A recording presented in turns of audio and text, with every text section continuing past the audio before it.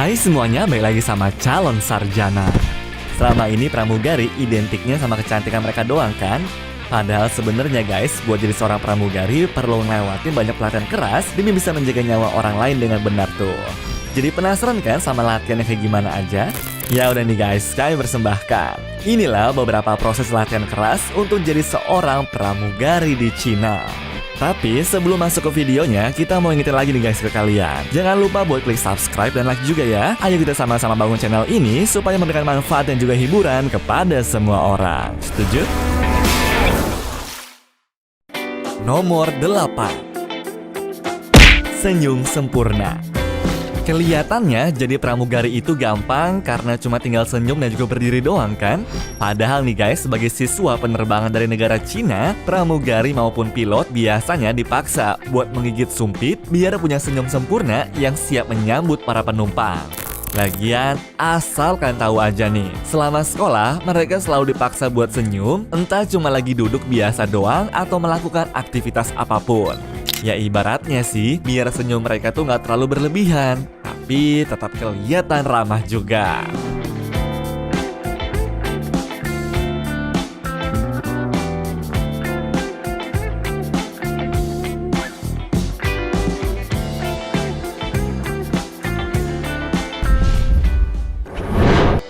Nomor 7. Penampilan make up. Dandanan seorang pramugari sering dijadikan sorotan karena terlihat cantik namun gak berlebihan gitu kan? Apalagi makeupnya juga terkesan selalu bagus setelah berjam-jam berjaga dan melayani orang-orang. Nah rahasianya cuma pakai lipstick sama makeup doang kok. Tapi pramugari asal Cina ini juga sering ngebawa pelembab biar udara AC gak bikin kulitnya kering sama sekali.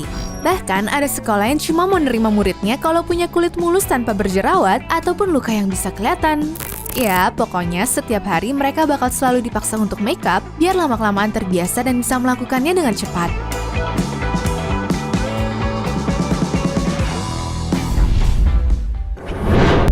Nomor 6.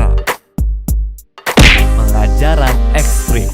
Di sekolah pramugari biasanya diajarkan juga cara menari yang benar karena jadi cantik aja nggak cukup sama sekali.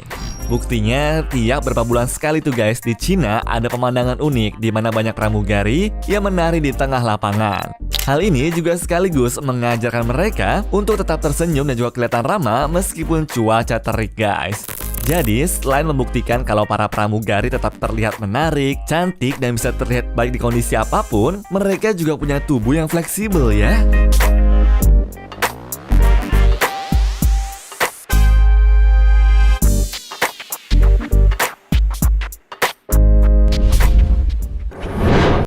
Nomor 5. Keamanan. Tugas seorang pramugari bukan cuma buat menyajikan makanan atau minuman sambil terlihat cantik aja ya. Dari sekolah, mereka udah dilengkapi dengan pengetahuan untuk selalu tenang meskipun ada situasi darurat di atas udara. Soalnya, pertama kali para penumpang akan meminta bantuan mereka dan dijamin bakal panik banget. Nah, biasanya mereka bakal dilatih untuk evakuasi dalam waktu 90 detik dengan kemampuan dry drill, wet drill, serta fight simulator. Bahkan, para pramugari bakal dapat keterampilan khusus seperti teknik pernafasan CPR, membantu ibu melahirkan, dan kemampuan bela diri juga guys.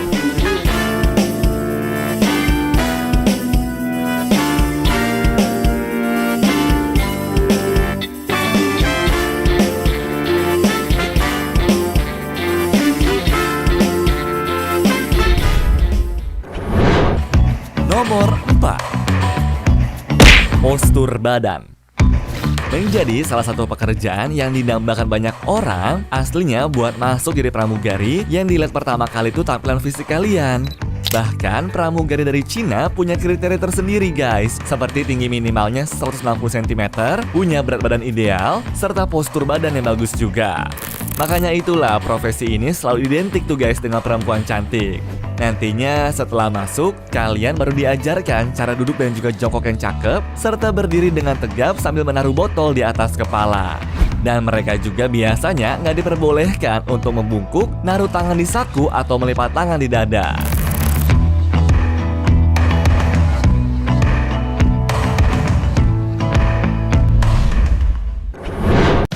Nomor 3. Bela diri. Semenjak banyak kasus kejahatan yang melibatkan para pramugari di atas pesawat, akhirnya mulai disediakan kelas bela diri untuk para pramugari biar mereka bisa melindungi diri serta penumpang dari orang jahat. Nah, kalau di Amerika mungkin mereka cuma disuruh ikut kelas dari seorang pensiunan Army Special Force aja. Tapi di Cina, ada bukti yang menyatakan bahwa pramugari dikirim ke puncak gunung untuk belajar kungfu secara tradisional. Bahkan dengan menggunakan seragam, mereka jadi diajarkan untuk melakukan gerakan bela diri meski gerakannya terbatas sama rok selutut yang dipakai.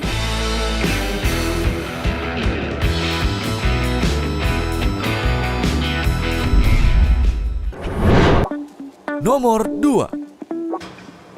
Self-defense. Lagi-lagi ada insiden di mana penumpang berbuat kejahatan yang ngebuat sang pramugari sampai harus melakukan kekerasan juga. Karena hal inilah guys, akhirnya pemerintah Cina mulai meminta pramugarinya untuk mengikuti kelas bela diri 3 kali seminggu. Gunanya untuk mengetahui dasar-dasar bela diri sehingga bisa siap apabila ada kejadian-kejadian yang tidak diinginkan lagi.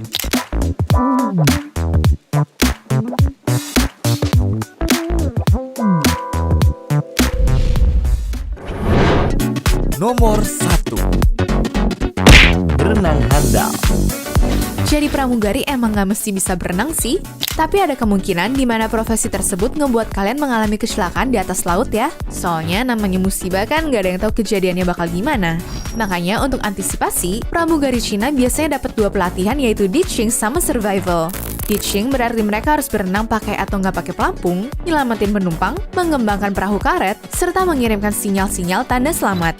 Sedangkan survival, pramugari harus sigap untuk menjaga penumpangnya dari kedinginan, nggak berpergian sendiri, serta bertahan hidup dengan peralatan seadanya.